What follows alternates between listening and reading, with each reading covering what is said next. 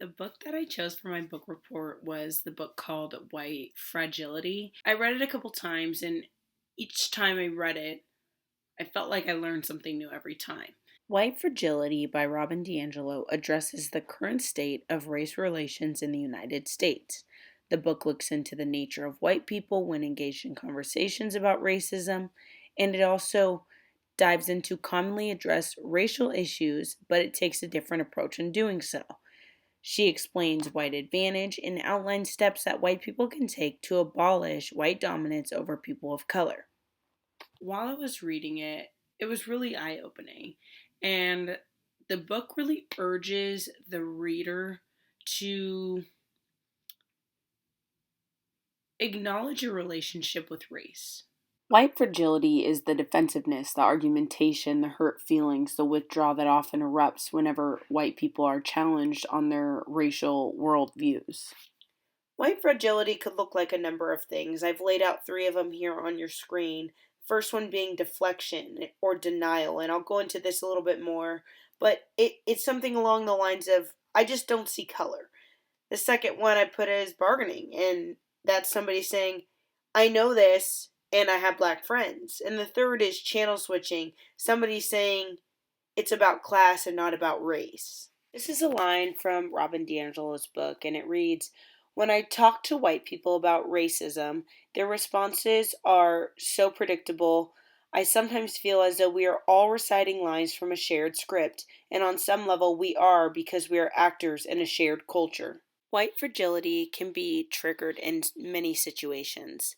Standing center stage in white fragility are conversations about race, and in particular being called out for a racist comment or action. Each chapter really emphasizes an internalized superiority that privileged people hide, that's not shown every day. No, I'm not a racist. I am the least racist person you have ever interviewed. That I can tell you. In that video, you can see some defensiveness, and that is natural.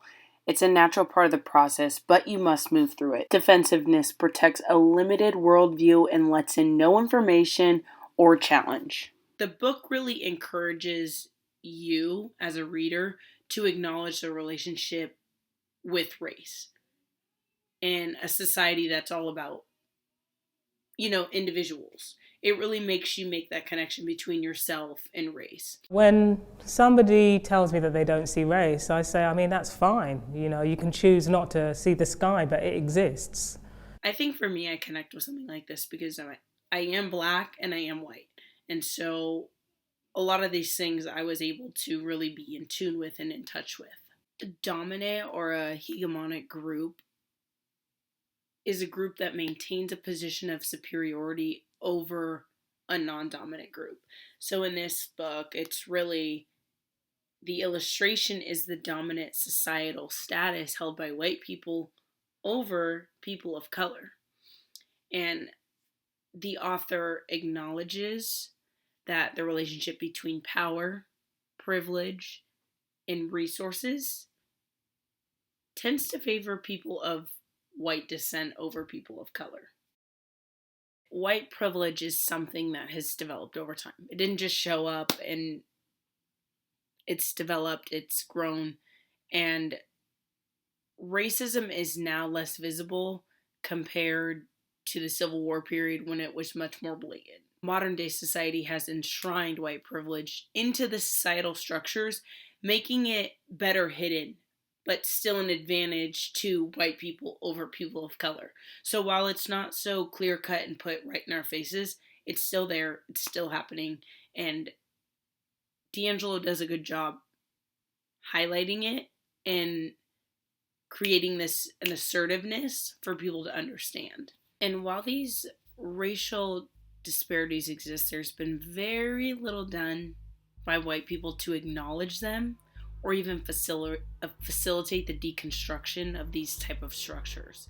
In another description of the dominance of hegemonic groups over non-dominant groups, the author DiAngelo addresses the efforts of dominant groups in eliminating the advantages they possess.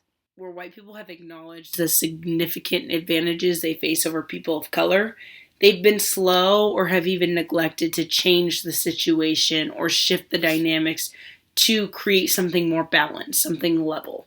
White people, in essence, can facilitate racist tendencies by taking part in the promotion of unfair advantages over people of color. And at the same time, not enough mitigative action is taken, being in the position of advantage. The book White Fragility attempts to analyze white dominance in a society from a perspective of an advantaged person. D'Angelo makes a compelling case for the existence of white privilege in our current societal setting and the current structure of white dominance. And different perspective is developed on how instances of white dominance over people of color are elaborated and incorporated into many aspects of life. D'Angelo attempts to analyze the situation from the perspective of a white person receiving societal privilege based on her skin color. She quickly acknowledges the advantages afforded to white people over people of color.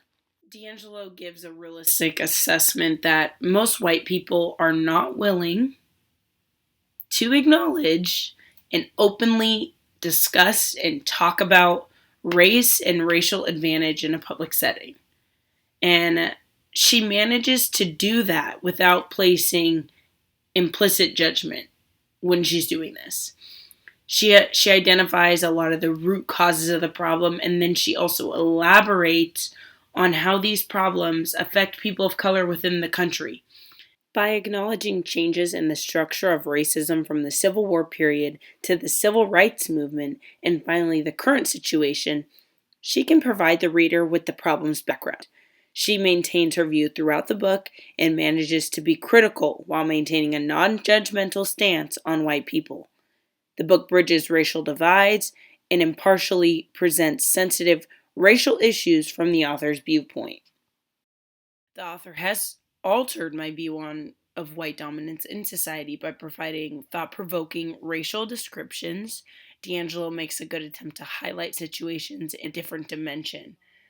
She provided anecdotal evidence relating to the existence of white privilege within different situations, by the author providing a rare perspective of the race. She gives the topic a renewed enthusiasm and facilitates the development of ideas on the subject matter. Additionally, by identifying different reactions to the discussion of white dominance among the white population, she helped me understand the difficulties of eliminating racial dominance in the community. According to D'Angelo, the media has a role in developing and promoting white supremacy in societal context. The author recognizes the media's role in advancing the narrative that white people are superior to people of color. She addresses how media portrays the definition of a successful life as a white person's life. I was 4 years old when I turned to my mum and I said, well, when am I going to turn white? I was consuming and engaging with media and culture around me, a lot of cartoons, a lot of kids' TV, comics, etc., etc. And well, all the good people were white, and I considered myself to be a good person. I realized at that early age that to be white was to be human. I was attempting to discuss race in white-dominated circles. Media has led to the development of assumption that white people are the pinnacle of success and well-being within society. White Fragility analyzes the effects of a hegemonic white population on dominant groups and the development of racial disparities in society from the perspective of a white person. The book addresses existence of dominant white groups and their relationship with other non-dominant ethnic groups. D'Angelo discusses institutional racism within society and how it promotes development of white superiority. The book provides a different perspective on race and offers suggestions that, when materialized, could lead to considerable gains to correct racial disparities within different groups. Reading the book makes the audience ask difficult but important questions about racism.